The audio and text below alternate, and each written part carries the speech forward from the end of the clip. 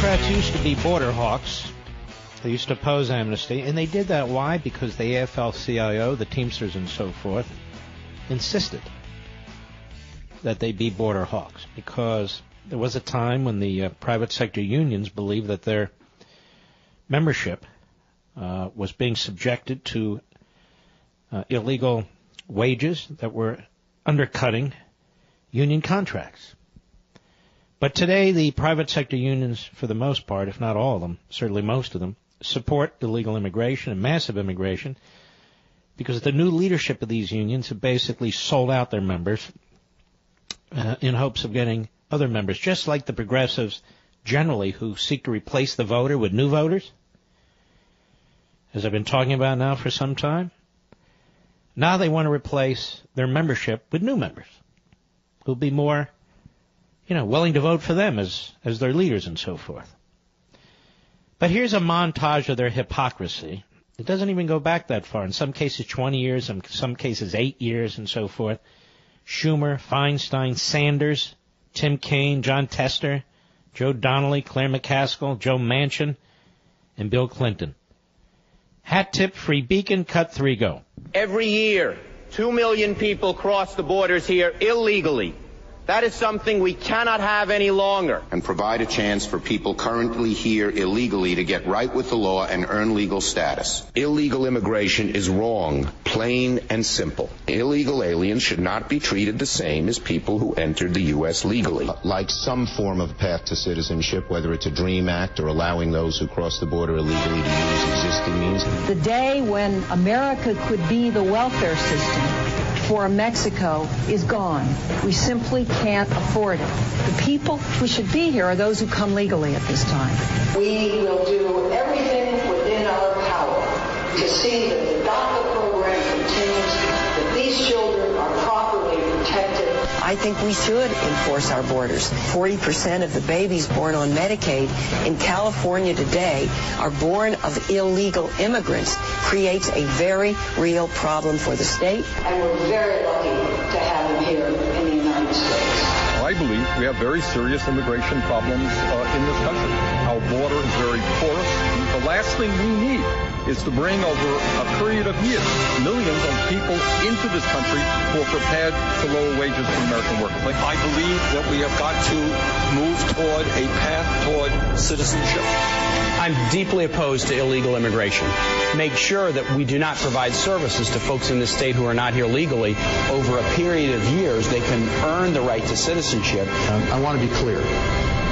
We need to have, there needs to not be any amnesty. These folks need to get in line. I'm going to look at it from even another way. Look, there's a bipartisan agreement to get DACA done. I think we ought to get DACA done. It should have been done. We must not provide amnesty for those who have broken our laws. Stronger, safer borders where our DACA kids have a chance to remain in the United States. I voted against comprehensive immigration reform. Are you comfortable with the president taking unilateral action? I'm not crazy about it. If we actually get to the point that we're deporting someone who has never known any other country, who's been willing to serve in our military, then this is truly, I think, the lowest that we could possibly go. I voted for it because the most important thing is secure the borders.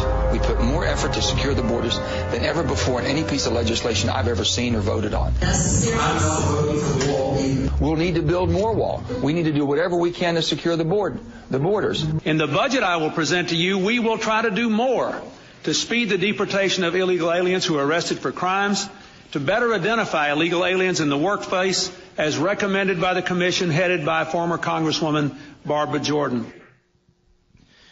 Now, folks, this could go on all night with Harry Reid and on and on and on. But you see, you and I, we haven't changed our positions. These people have changed their positions because they're chameleons, because they don't put country first. They put party first. And they want to change the voter. They want to change the voter. They can't win majority status, they believe, largely correct, unless they change the voting population. And that's exactly what they're doing. So rather than resist it, they and their union supporters and all the rest have decided to change the union membership, to change the voters. And that's what this battle's over. Democrat power. So fund the military or support the Democrats with more and more voters, changing the voters. Look, I call them as I see them, and that's what I see. And Donald Trump's at the White House today. You know, we just had this Colts football player, this wonderful player, killed, as was another individual in their car. They got out of the car on the side of the road. There was a problem with the road, or they got lost or something, and an illegal alien, twice deported, with a DUI record, back in the country, runs over them. Kills them. And I wonder how many football players next season are going to take a knee against illegal immigration. How many? That's not a result of quote-unquote white privilege. That's not a result of quote-unquote a wealth dislocation, or whatever damn phrases everybody uses these days. This is common sense.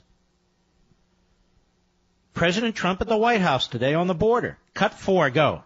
MS-13 recruits through our broken immigration system, violating our borders, and it just comes right through. Whenever they want to come through, they come through. It's much tougher now since we've been there, but we need much better border mechanisms and much better border security. And let's stop for a moment. There are communities in this country that are being ravaged by MS-13. Believe it or not, Long Island, New York, this is a huge problem. Northern Virginia, Fairfax and Loudoun County, Virginia, Los Angeles.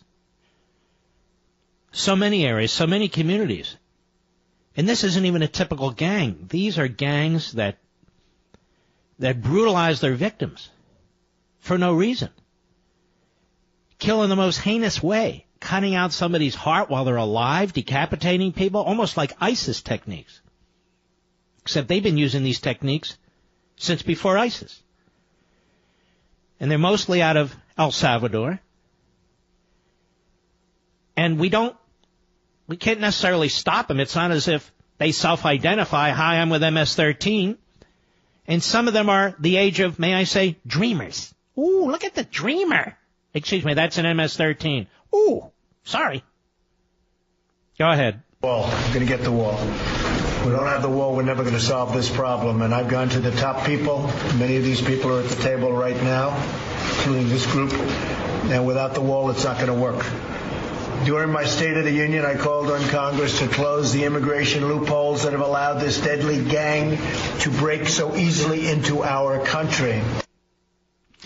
But the Democrats say unless we get as many aliens to become citizens and our voters, we're not going to do it. We're not going to do it. The same party that undermines local law enforcement, the same party that pretends to defend the FBI when it's defending the rogue senior elements of the FBI and undermining the FBI, the same Democrat Party that is eviscerating the United States military, that Democrat Party. And then the president made a statement today which was right on, real leadership. Hat tip, right scoop, cut 5, go.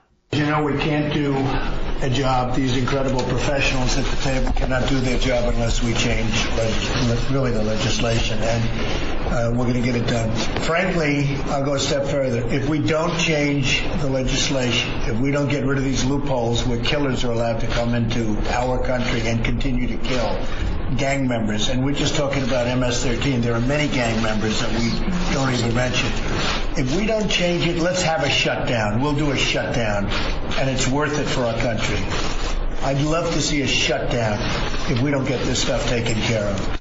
Now that is music to my ears. Not because I'm interested in being provocative or creating dislocation for federal workers or anything like that.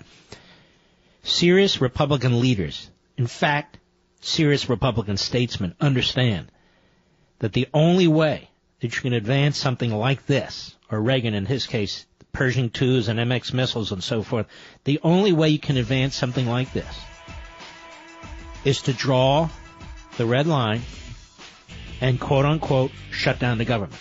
We all know the government never shuts down. We're talking about less than 20% of the government, but that's fine. The point is it's the only way that this president will get some of his priorities passed through this progressive-led United States Senate and House of Representatives. We'll be right back.